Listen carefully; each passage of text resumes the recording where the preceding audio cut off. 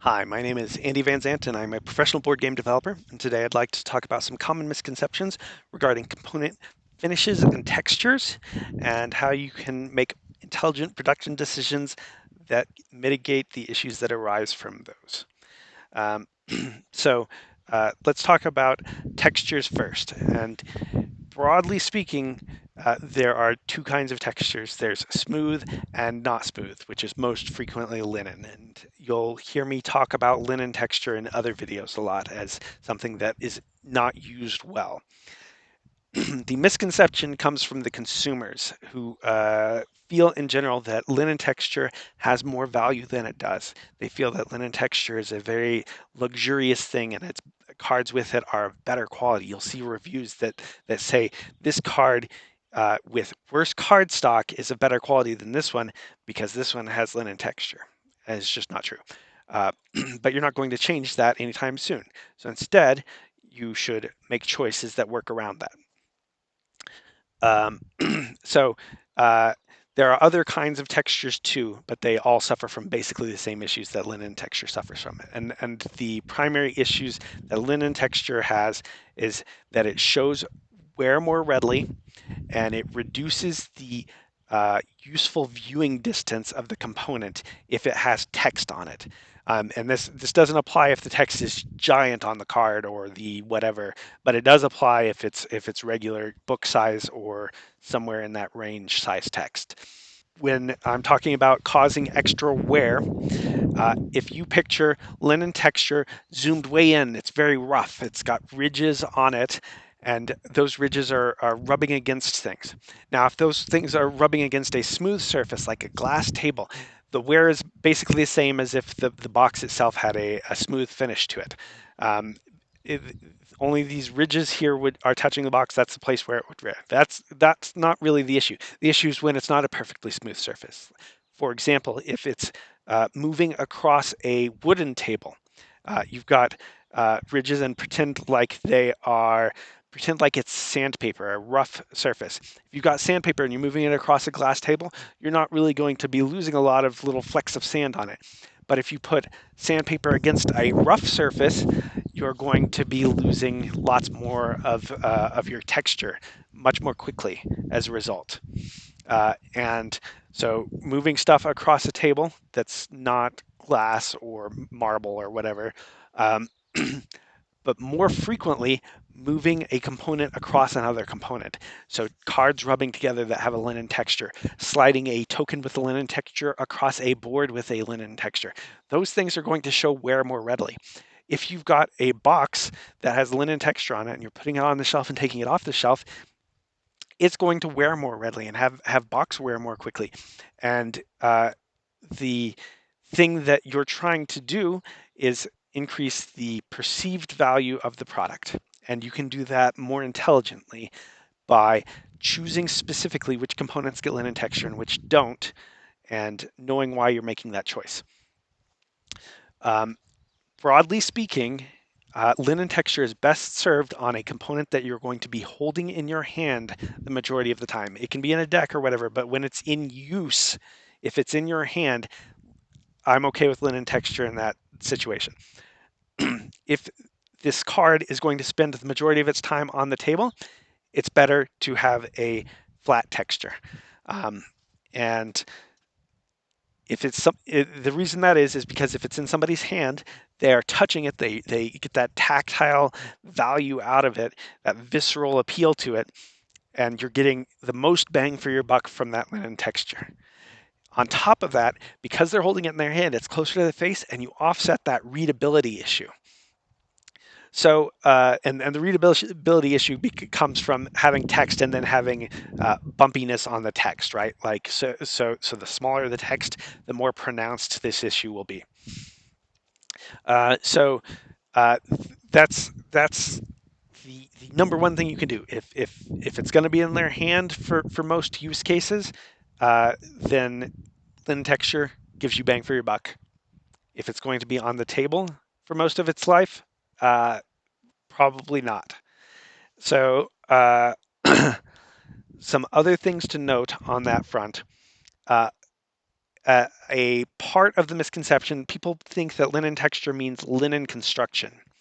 That they think the card or the wrap or the whatever is actually made out of linen paper, and the reality is that it's pressed into the surface of the thing. And if it was actually made out of linen, it would show wear even faster. It's arguably a more durable material in the extreme cases. If you run it over or you crumple it up or whatever, it'll still be a whole piece. But if you looked at an actual linen cardstock card, the edges are much more ragged and will show wear so much faster. And on top of that, the surface has many more and more pronounced ridges, and so the wear issue is even more pronounced. So that's that's even taking the step further, and that's what a lot of people think that the linen texture is. So be mindful of that. If you've got different components, and those components are going to be touching each other, consider not making them uh, both linen. So, like I said, if you've got tokens that are sliding across a board, if these tokens aren't being are you're not on the fence or whatever about how they're being used in the game, and you want to give them linen texture, especially don't give the board linen texture after that, because then you're just exacerbating the problem. For a lot of people, this isn't an issue. Cult of the New consumers will only play a game once or twice and never get to that point. But there are tons and tons of people who do get to that point, and so it's better to make the product better for them. Uh, and it's so easy to just be like, is this held in your hand? If yes, maybe linen. If no, no linen. Done. Um, so the next thing to talk about is finishes. And so finishes are most commonly matte or gloss or semi-gloss. I think that matte finish is preferred in a lot of cases, or it's preferable in a lot of cases. And um, that is not the choice that gets made most of the time. A lot of times, finishes are semi-gloss, and that is okay. The issue, again, we're talking about readability. When something has a gloss or a semi-gloss uh, finish on it, if it's across the table from you, there's a potential for glare, making that harder to read. And so a matte finish solves that issue more of the time. Another thing to note to kind of combine these two things is that most linen finish is stamped into a semi-gloss or a gloss and slightly dulls it as a result. And the reason that is because you you want people to realize that it's a linen finish, and if it's got a linen texture, and if it's got a matte finish, it's much harder to recognize that the linen is there just from looking at it. So that's a good reason to use semi-gloss. Uh, Semi-gloss and gloss also tends to make colors brighter and pop more. If your product is an average product, you can still have a matte texture, matte finish, and and still have your colors pop by increasing the brightness and increasing the saturation slightly, and then it'll pop despite the matte finish. Uh, Only if your things are particularly bright, like if they're supposed to look neon, that's when you should start considering doing things in semi-gloss, in my opinion. And you should basically never use high gloss stuff because it reduces readability, and high gloss stuff is not more durable. Um, there is a form of gloss called spot UV, which is spot UV protection, which makes it uh, more resistant to sun fading, which is very rarely relevant. You're very rarely going to have your product sitting out in the sun for such a long period that it's going to sun fade.